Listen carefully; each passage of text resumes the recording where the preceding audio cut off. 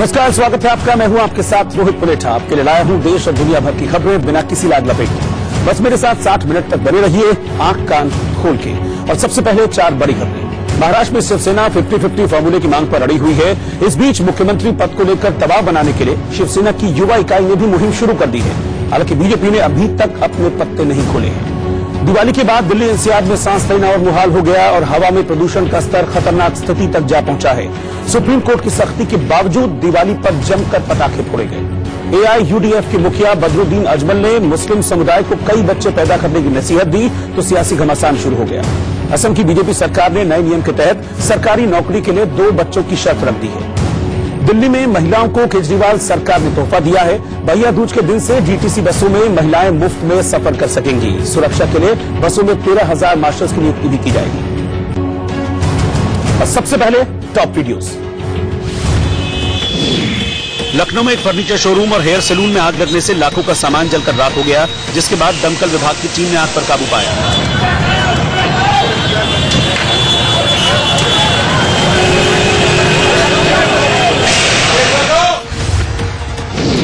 गुजरात के दाहोद में दिवाली के बाद गाय गोहरी पूजा में जमीन पर लेटे श्रद्धालुओं के ऊपर से गाय गुजर गई।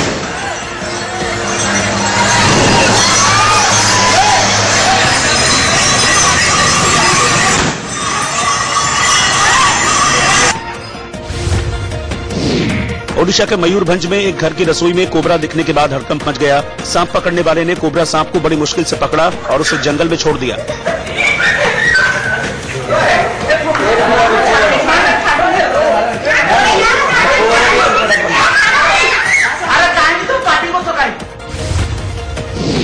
पटना में एक मेडिकल स्टोर में आग लगने से अफरा तफरी मच गई। मौके पर पहुंची फायर ब्रिगेड की टीम ने कड़ी मशक्कत के बाद आग पर काबू पा लिया।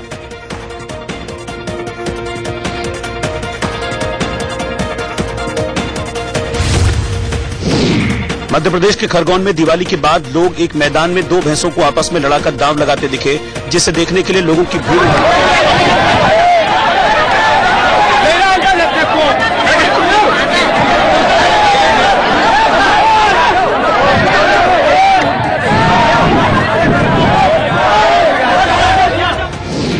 जेएनयू में छात्रों ने बीमार डीन को बंधक बनाया। अस्पताल ले जा रही एम्बुलेंस को रोका गया और हेल्थ सेंटर के बाहर भी प्रदर्शन किया गया।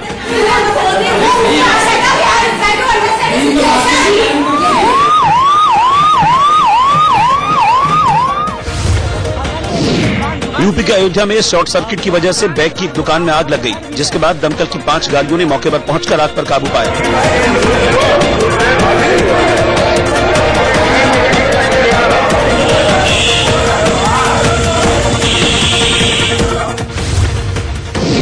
गाजियाबाद में एक नशा मुक्ति केंद्र की देखरेख करने वाले शख्स को केंद्र के 8 मरीजों ने रात में गला दबाकर मार डाला और फरार हो गए।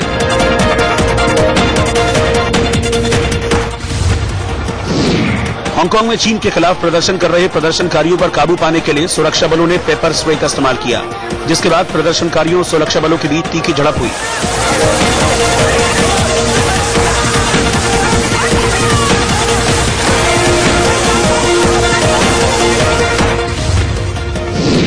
अमेरिका के कैलिफोर्निया में जंगलों में लगी आग हवा के तेज बहाव के कारण रिहायशी इलाकों में पहुंच गई, जिस वजह से 1 लाख से ज्यादा लोग अपना घर छोड़ने को मजबूर हो गए।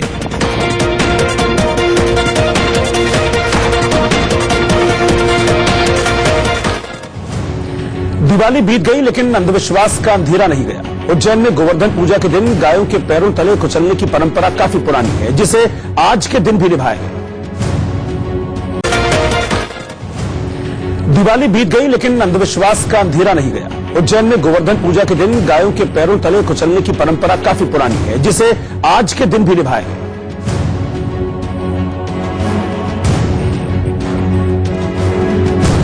और एक साथ दर्जनों की तादाद में दौड़ती रंग बिरंगी और सजी धजी गायें नीचे लेटे हुए श्रद्धालुओं को कुचलते हुए आगे बढ़ गईं।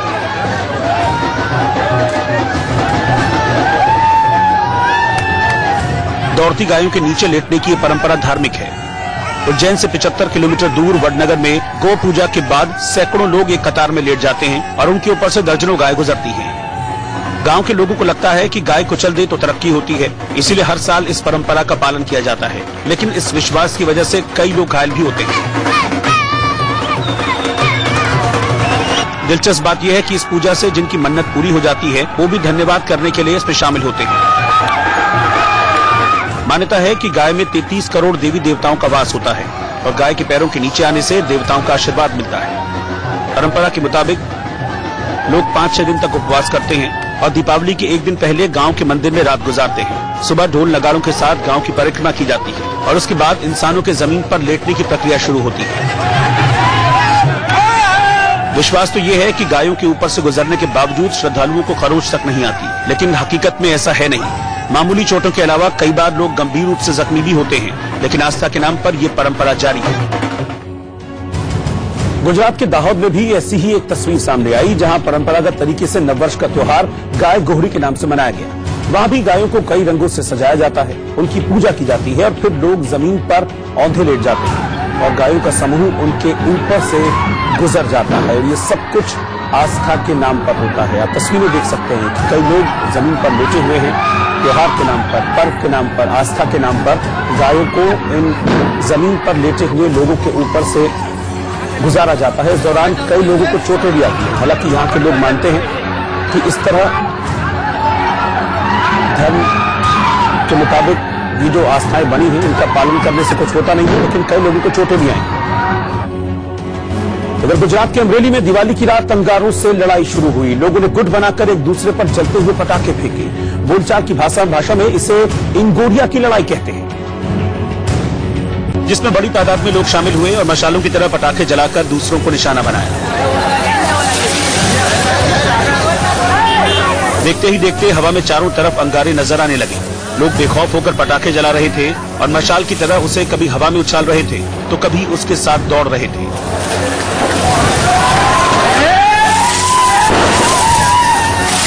एक गुट ऐसा भी था जिसमें लड़कों ने पीएम मोदी के मुखौटे लगाए हुए थे। ये लोग भी पटाखे जलाकर हवा में फेंकने और दूसरे गुट को निशाना बनाने में मगन दिखे।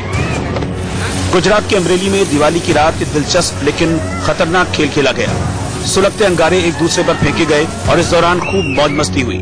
सावरकुंडला में इंगोरिया की लड़ाई बहुत वर्षों से खेली जाती है। ये बहुत ही निर्दोष है।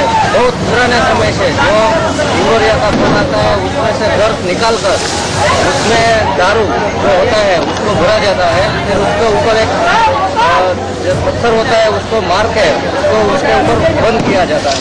मान्यता है कि अमरेली के सावर और कुंडला इलाके के बीच एक नदी गुजरती थी। तब दोनों गांव के युवा नदी पार करके एक जगह इकट्ठा होते थे और एक दूसरे पर मशाल फेंकते थे।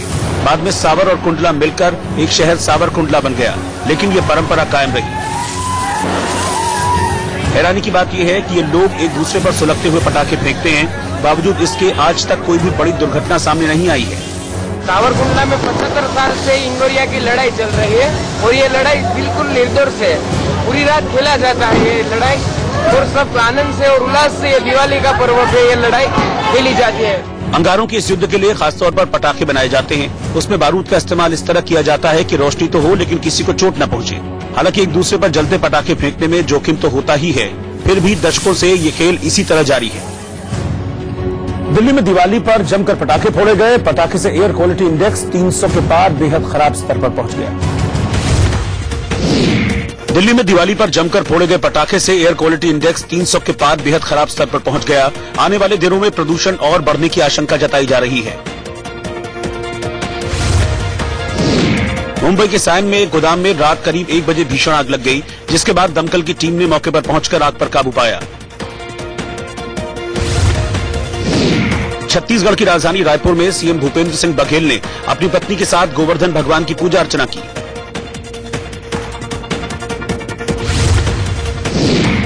प्रयागराज में दिवाली के बाद पटाखों के कागज और जले हुए बारूद से पूरे इलाके में गंदगी फैल गई, जिससे अब लोगों को परेशानी हो रही है। केरल विधानसभा के 16वें सत्र के पहले दिन उपचुनाव में जीते 5 नवनिर्वाचित विधायकों ने स्पीकर की मौजूदगी में शपथ ली। मुंबई के मरीन ड्राइव में दिवाली पर पटाखों की वजह से हुए प्रदूषण के कारण प्रदूषण 159 के स्तर पर खराब स्थिति में पहुंचा। हैदराबाद में एक टायर गोदाम में आग लग गई, लेकिन कई घंटों की मशक्कत के बाद दमकल की टीम ने आग पर काबू पा लिया। यूपी के मुरादाबाद में एक तंत्र मंत्र करने वाले बाबा और एक अज्ञात व्यक्ति को बदमाशों ने गैस सिलेंडर से कुचलकर मौत के घाट उतार दिया।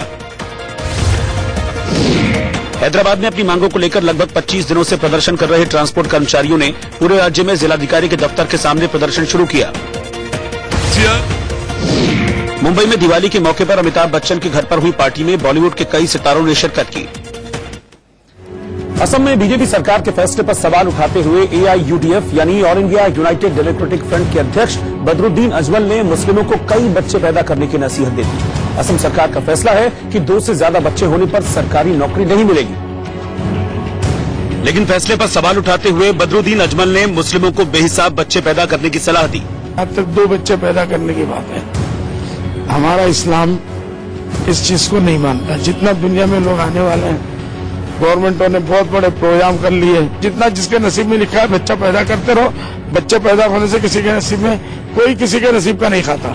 मुख्यमंत्री सर्बानंद सोनोवाल सरकार ने फैसला किया है कि जिनके 2 से ज्यादा बच्चे होंगे उन्हें सरकारी नौकरी नहीं मिलेगी। 1 जनवरी 2021 के बाद 2 से अधिक बच्चे वाले लोगों को सरकारी नौकरी नहीं दी जाएगी। हमारे सर्बानंद सोनोवाल जी वो अपने भाई बहनों में 8 नंबर पे है। अगर माँ बाप 2 पे ही बंद कर देते तो ये सर्बानंद सोनोवाल का वजूद भी नहीं आता और चीफ मिनिस्टर भी नहीं बनते। बदरुद्दीन अजमल ने सिर्फ सरकार के फैसले पर सवाल ही नहीं उठाए बल्कि इस पूरे मामले को धार्मिक रंग दे दिया और लगे हाथ बीजेपी और RSS को घेर लिया। मोहन भागवत साहब मीटिंगों में जाके कहते हैं 8-8, 10-10 बच्चे पैदा करो और इनकी सरकार बोलती है 2 बच्चे पैदा करो। पहले आपस में तो ठीक कर लो कितने बच्चे पैदा करना है, समझेगे नहीं। हमारे यहाँ तो कोई ऐसी पाबंदी नहीं है। हम लोग को नौकरी गवर्नमेंट देने वाली नहीं है। नौकरी की हमको 1 पैसे की उम्मीद नहीं है। इसलिए हम तो अपने बच्चों को लोगों को यही बोलेंगे कि बच्चे जितने ज्यादा से ज्यादा हो सके बनाओ। बदरुद्दीन अजमल ने मुस्लिम समुदाय के लोगों को अपनी मर्जी से बच्चे पैदा करने की नसीहत दी, लेकिन उन्हें पढ़ाने लिखाने और खुद रोजगार के काबिल बनाने की सलाह भी दी। लेकिन इस मामले को धार्मिक रंग देने पर बीजेपी ने कड़ा एतराज जताया। बदरुद्दीन अजमल या असदुद्दीन ओवैसी तय करेंगे कि कोई भी पति पत्नी कितने बच्चे पैदा करे। हमारी सरकार ने हिंदू और मुसलमान के लिए कोई नियम नहीं बनाया। हमने कहा छोटा परिवार अच्छा परिवार, 2 बच्चे हों तो अच्छे हैं, 2 बच्चे राष्ट्र के लिए अच्छे। यही तो किया हमारी सरकार ने असम। शहनवाज हुसैन ने दावा किया कि बीजेपी की नीति किसी धर्म या समुदाय के खिलाफ नहीं है। दिल्ली, NCR, मुंबई और पंजाब समेत देश के कई हिस्सों में हवा बेहद खराब हो गई, जिसकी वजह से वायु के स्तर में गिरावट आई है। इसकी वजह से लोगों का सांस लेना तक मुहाल हो गया और इसका सबसे ज्यादा असर दिल्ली NCR में देखने को मिला, जहां कोर्ट की पाबंदी के बावजूद जमकर पटाखे फोड़े गए और नतीजा ये हुआ कि दिवाली के अगले दिन दिल्ली NCR में सांस लेना मुश्किल हो गया। प्रदूषण की वजह से एयर क्वालिटी इंडेक्स में भारी इजाफा हुआ।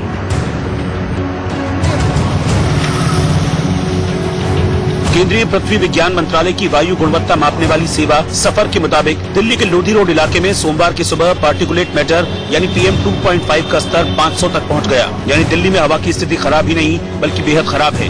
वहीं PM 10 का स्तर 295 तक पहुंच गया।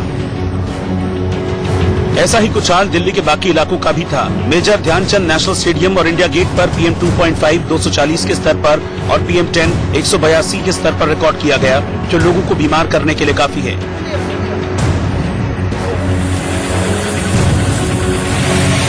वहीं दिल्ली के पास गाजियाबाद की हवा भी वेरी पुअर यानी बहुत खराब स्तर पर पहुंच गई।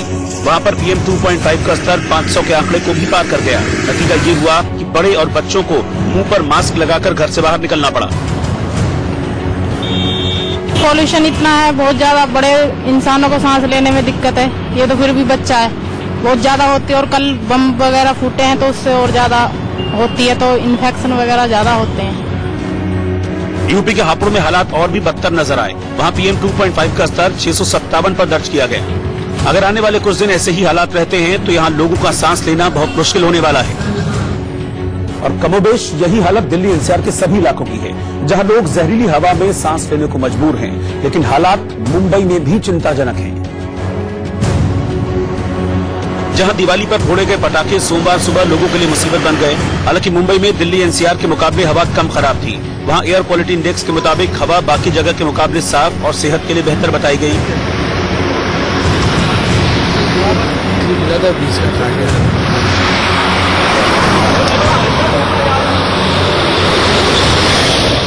वहीं दूसरी तरफ पंजाब के लुधियाना में दोपहर के वक्त सूरज की रोशनी धुंध के आगे गायब हो गई। बीती रात जलाए गए पटाखों की वजह से ये धुंध छा गई थी और लुधियाना में PM 2.5 का स्तर 300 के पार चला गया, जो बेहद खराब तो नहीं लेकिन अच्छा भी नहीं था।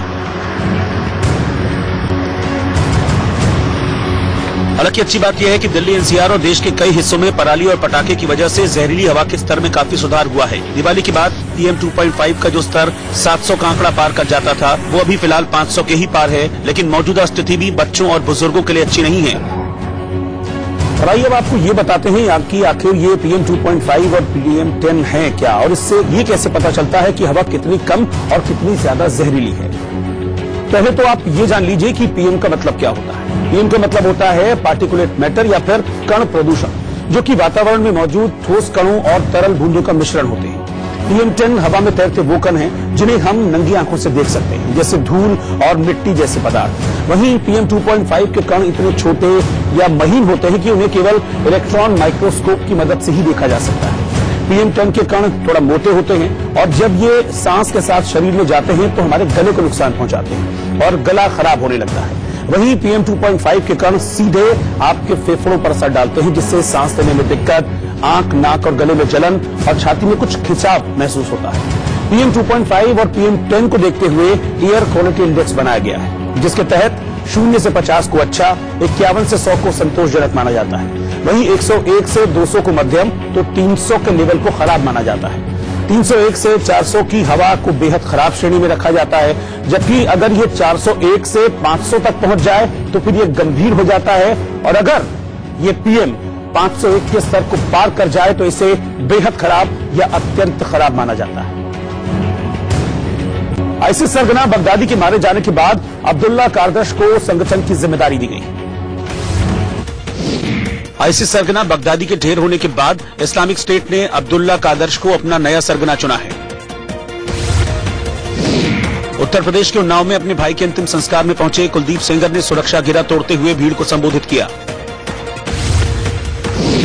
दिल्ली में रक्षा मंत्री राजनाथ सिंह के साथ थल सेना प्रमुख general Bipin Rawat, navy chief Karambir Singh और वायुसेना चीफ RKS भदौरिया ने बैठक की।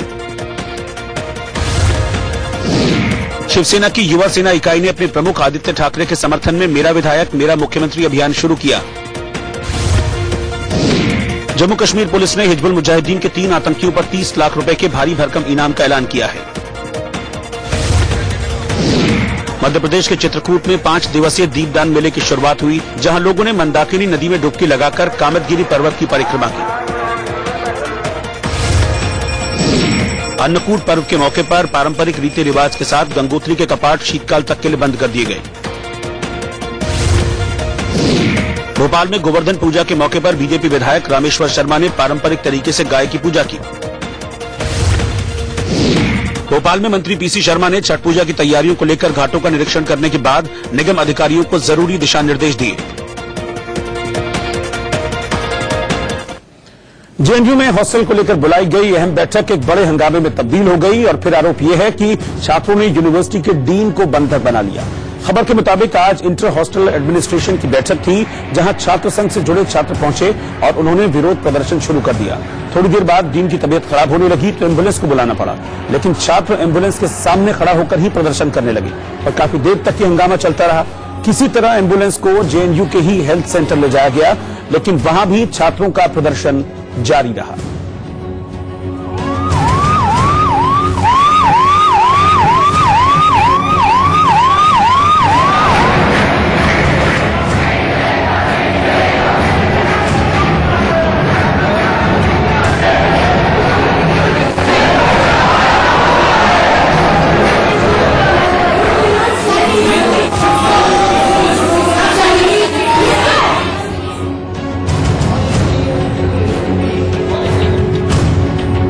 हालांकि छात्रों की दलील है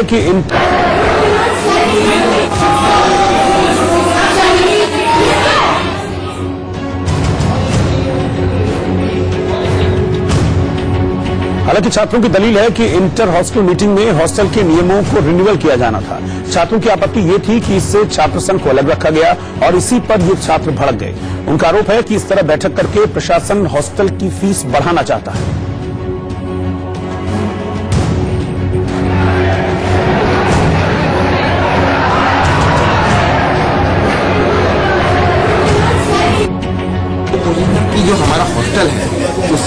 किस तरीके से फीस बढ़ाया जाए, किस तरीके से हॉस्टल से बाहर लोगों को निकाला जाए, किस तरीके से हमारे यहाँ छात्रों को अपनी आवाज रखने में रोका जाए, इसके लिए एक मीटिंग की गई है। उसको कहते हैं IHE मीटिंग। यहाँ पे हॉस्टल से रिलेटेड सारा डिसीजन मेकिंग होता है।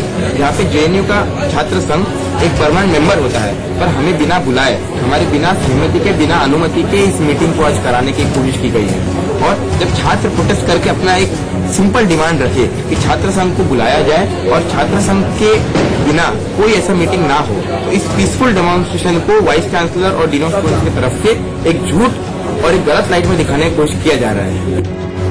आईसिस का खलीफा अबू बकर अल बगदादी शनिवार रात को अमेरिकी सेना के एक ऑपरेशन में मारा गया, जिसकी घोषणा खुद अमेरिकी राष्ट्रपति डोनाल्ड ट्रंप ने की। जहां आईसिस का सरगना अबू बकर अल बगदादी मारा गया, सीरिया के इदलिब प्रांत में अमेरिकी सैनिकों ने उसे घेर लिया था, जहां एक सुरंग में सैनिक और शिकारी कुत्तों ने बगदादी को घेर लिया।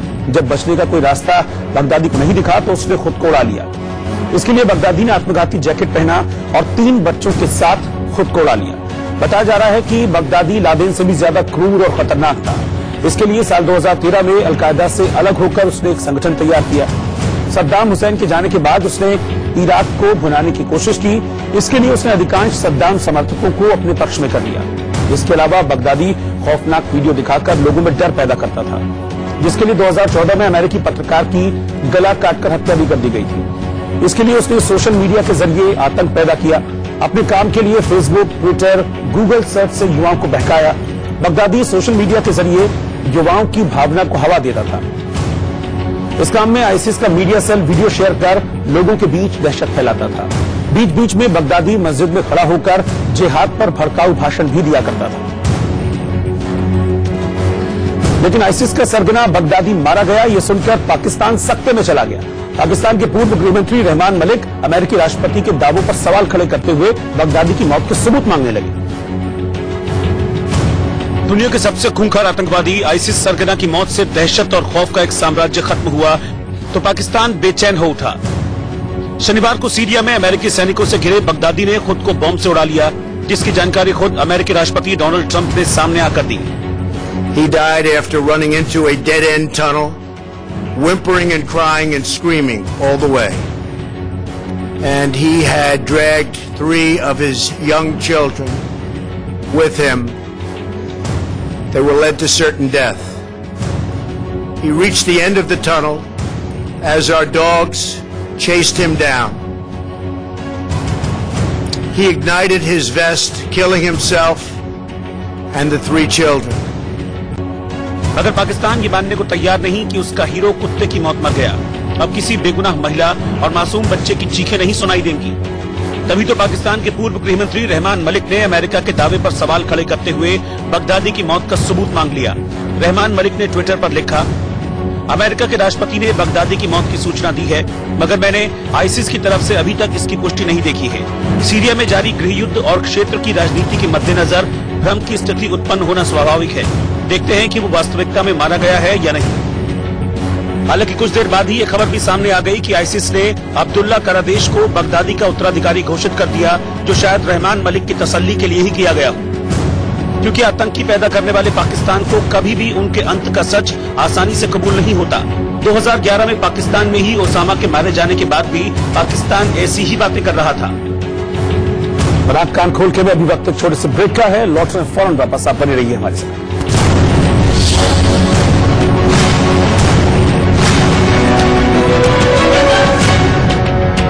गहनों के लिए जमा कराई गई रकम लेकर फरार हो गया। ये फर्जीवाड़ा सामने आने के बाद थाने में ग्राहक दुकान के सामने जमा हो और जमकर नारेबाजी करते हुए अपने पैसों की मांग की। हालांकि बाहर ही दुकान बंद होने का नोटिस चिपका हुआ मिला, जिसे देखकर ग्राहकों का गुस्सा और भी भड़क गया। प्रदर्शन कर रहे लोगों ने इस स्टोर की 2 स्कीमों में भारी भरकम निवेश किया हुआ था और अब उन्हें अपने हजारों लाखों रुपए की चिंता सता रही है।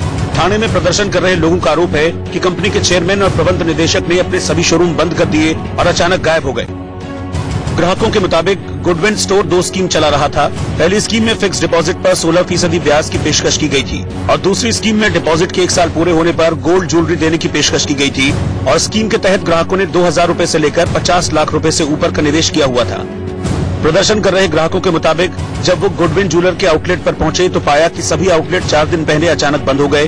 ऐसा तब हुआ जब ज्वेलरी स्टोर ने ग्राहकों को अपनी स्कीम पूरी होने पर दिवाली के दिन सोना देने का वादा किया था। इतने सारे लोगों का पैसा लेके चला गया है और पैसे के वक्त में हमको 21 तारीख को पूजा हमारा जो ड्यू हो रहा था तो बोला अभी हमारे पास पैसा नहीं है, दिवाली के बाद देंगे, और दूसरे के बाद उन्होंने शटर बंद कर दिया। तो कम 500 लोग होंगे और रकम तो क्रोज में जा रहा है।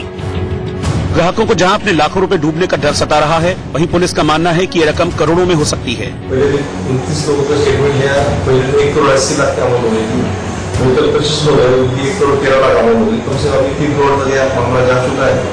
गुडविन ज्वेलरी स्टोर के दोनों मालिकों सुनील और सुधीश के मुंबई और पुणे में करीब 13 आउटलेट हैं।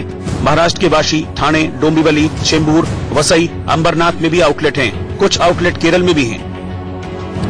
तमिलनाडु के तिरुचिरापल्ली में 2 साल का एक बच्चा खेलते खेलते एक बोरवेल में गिर गया। यह हादसा शुक्रवार को हुआ, जिसके बाद से बच्चे को बचाने की कवायद शुरू हो गई और आनन फानन में लोगों ने जेसीबी मंगवाकर बच्चे को निकालने की कोशिश शुरू कर दी। बोरवेल के पास एक गड्ढा खोदा गया, लेकिन इसका कोई नतीजा नहीं निकला, जिसके बाद एनडीआरएफ, एसडीआरएफ और दमकल विभाग के कर्मचारियों ने मोर्चा संभाल लिया। उधर बचाव कार्य में हो रही देरी से लोगों की धड़कनें तेज होती गई।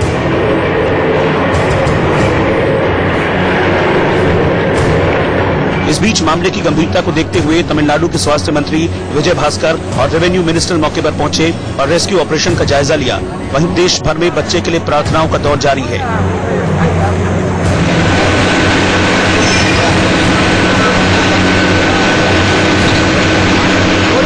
ये मोदी ने ट्वीट कर गड्ढे में फंसे बच्चे की सलामती की दुआ मांगी, तो राहुल गांधी ने भी ट्वीट कर बच्चे की सलामती के लिए प्रार्थना की।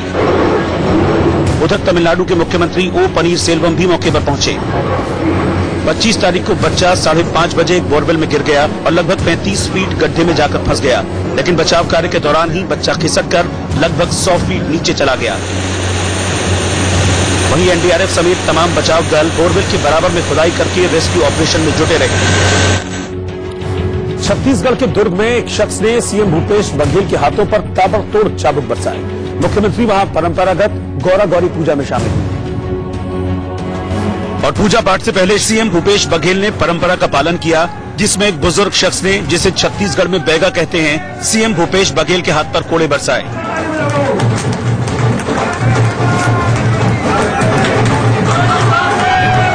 गोवर्धन पूजा के मौके पर भूपेश बघेल ने परिवार समेत विधि विधान से गौरा गौरी की पूजा की। पूजा के बाद सीएम ने भी बैगा के सामने अपना बायां हाथ आगे कर दिया और बैगा ने भी सीएम के हाथ पर चाबुक बरसा दिए। अब बारी दूसरे बैगा की थी। सीएम बघेल ने उसके सामने अपना दाहिना हाथ आगे किया। मान्यता है कि ऐसा करने से किसी भी तरह की आफत दूर रहती है और खुशहाली आती है। लेकिन इस दौरान सीएम भूपेश बघेल पूरी तरह छत्तीसगढ़ के रंग में रंगे नजर आए। छत्तीसगढ़ी लिबास में वो हाथों में रंगीन डंडे लेकर पारंपरिक धुन पर थिरके है और खुशहाली आती है। लेकिन इस दौरान सीएम भूपेश बघेल पूरी तरह छत्तीसगढ़ के रंग में रंगे नजर आए। छत्तीसगढ़ी लिबास में वो हाथों में रंगीन डंडे लेकर पारंपरिक धुन पर थिरके। राउत नाचा और सुआ नृत्य की धुन पर थिरकते सीएम बघेल को देखकर लोग दंग रह गए। छत्तीसगढ़ राज्य गठन के बाद पहली बार इस तरीके से सांस्कृतिक आयोजन हुए। इसी चीज का तो अभाव था। आज लग रहा है कि हमारे जो पुरखों ने छत्तीसगढ़ राज मांगा था, आज सपना साकार हो रहा है। हमारे पुरखे ऊपर में हम लोग वो आशीर्वाद दे रहे हैं कि मुख्यमंत्री निवास जो है वो सब आम छत्तीसगढ़ के लोग यहाँ आके कार्यक्रम कर रहे हैं, उत्सव मना रहे हैं, और इससे बड़ी दूसरी बात और क्या हो सकती है। और सब लोग आ रहे हैं, केवट भी आ रहे हैं, तमाम लोग आ रहे हैं और उनको कोई संकोच नहीं, आपको जाल के अंदर ढक। हाँ, वो आशीर्वाद है। केवट समाज यदि जाल में आपको ढके हैं, ये केवट समाज का आशीर्वाद है। बीजेपी के किले में सेंध लगाकर अपना पहला कार्यकाल संभाल रहे भूपेश बघेल राज्य की खुशहाली के लिए पारंपरिक पूजा में शामिल हुए और पूरे जोशो खरोश के साथ परंपराओं को निभाया। दिल्ली में भाई दूज के मौके पर मुख्यमंत्री अरविंद केजरीवाल ने महिलाओं को बड़ा तोहफा दिया।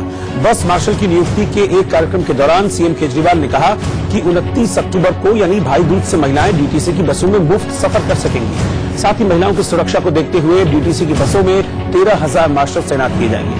फिलहाल दिल्ली की बसों में लगभग 3300 मार्शल ही तैनात हैं। सीएम ने बताया है कि बसों में तैनात मार्शल बीमार लोगों की मदद भी करेंगे और अन्य आपात हालात से भी निपटेंगे। महिलाओं की सुरक्षा के लिए अब दिन में भी मार्शल्स की तैनाती होगी। कल से लगभग 13,000 बस मार्शल दिल्ली की बसों के अंदर तैनात किए जाएंगे। यूरोपीय संघ के एक प्रतिनिधिमंडल ने पीएम मोदी और अजीत डोभाल से बात की। यूरोपीय संघ के एक प्रतिनिधिमंडल ने पीएम मोदी के साथ एनएसए अजीत डोभाल से मुलाकात की। इस दौरान कश्मीर से धारा 370 हटाए जाने के बाद कश्मीर के मुद्दे पर चर्चा हुई।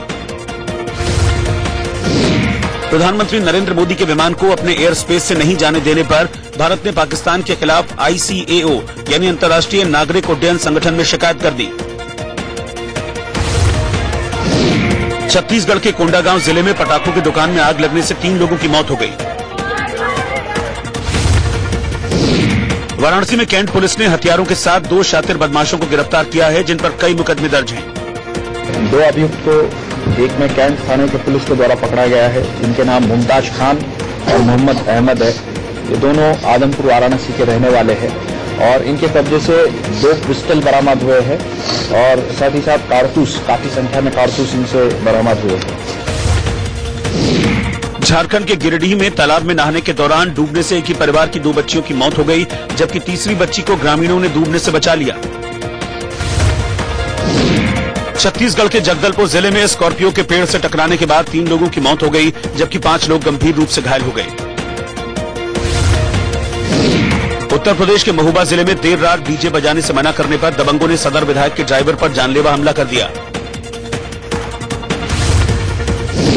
यूपी के गाजीपुर में घर से भागे बालिग प्रेमी जोड़े की दोनों पक्षों की रजामंदी के साथ दिलदार नगर थाने में पुलिसकर्मियों ने शादी करा दी। हरिद्वार में मरम्मत कार्य के 18 दिन बाद हर की पैड़ी में पानी छोड़ने से घाट पर रौनक वापस लौट आई। और कुछ ही देर में लौटना फौरन वापस, बने रहिए हमारे साथ।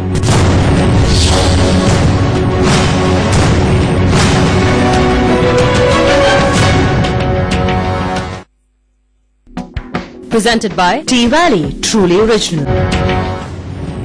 ब्रेक के बाद स्वागत है आपका। महाराष्ट्र में सरकार बनाने की कवायद तेज है, लेकिन मुख्यमंत्री पद को लेकर जो पेच फंसा है उसका समाधान नहीं निकल पा रहा है। इस बीच बीजेपी और शिवसेना के नेता राज्यपाल से मिले। मुख्यमंत्री फडणवीस भी राज्यपाल से मिलने पहुंचे, लेकिन सूत्रों के मुताबिक शिवसेना और बीजेपी में सरकार बनाने को लेकर फैसला नहीं हो पा रहा है। चर्चा है कि 30 अक्टूबर को अमित शाह और उद्धव ठाकरे की मुलाकात होने वाली है। सीएम फडणवीस ने राज्यपाल से मुलाकात की, तो वहीं शिवसेना नेता दिवाकर राउते भी राज्यपाल से मुलाकात करने पहुंचे।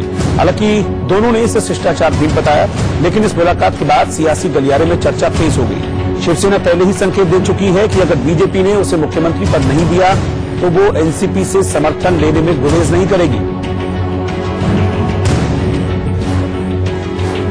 एक छोटे से ब्रेक के लिए रुक रहे हैं, लौट रहे हैं फौरन वापस। की ब्रेकिंग न्यूज आपको बता दें, अभिनेत्री शिल्पा शेट्टी के पति राज कुंद्रा को ईडी ने समन जारी किया है और साथ ही समन के जरिए कहा गया है कि 4 नवंबर को राज कुंद्रा को ईडी के सामने पेश होना होगा। आपको बता दें कि इकबाल मिर्ची की संपत्ति के सौदे के मामले में ईडी को पूछताछ करनी है। दरअसल इस मामले में रणजीत सिंह बिंद्रा नाम के एक शख्स की भूमिका थी। उस शख्स को ईडी ने गिरफ्तार किया है और रणजीत सिंह बिंद्रा और राज कुंद्रा के बीच कुछ व्यावसायिक लेन देन हुआ था, करीब 225 करोड़ रुपए का। अब इस मामले में क्या भूमिका रही थी, इसी को लेकर पूछताछ की जानी है राज कुंद्रा से। अभिषेक हमारे संवाददाता इस वक्त हमारे साथ जुड़ रहे हैं। अभिषेक, राज कुंद्रा को 4 नवंबर को बुलाया गया है इकबाल मिर्ची सौदे मामले में।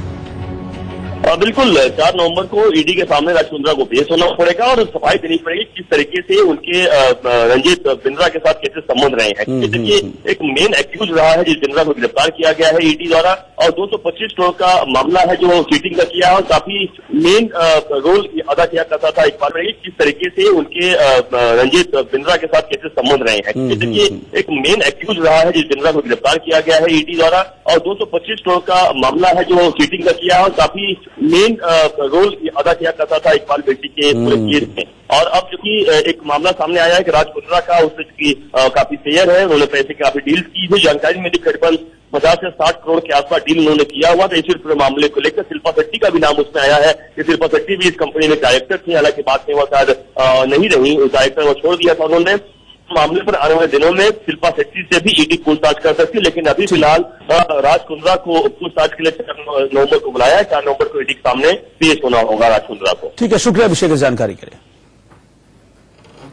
और अब चलते चलते आज का गीत। आज अभिनेत्री अदिति राव हैदरी का जन्मदिन है। साल 2016 में आई उनकी फिल्म वजीर के इस खूबसूरत गीत के साथ आपको छोड़े जा रहे हैं। नमस्कार।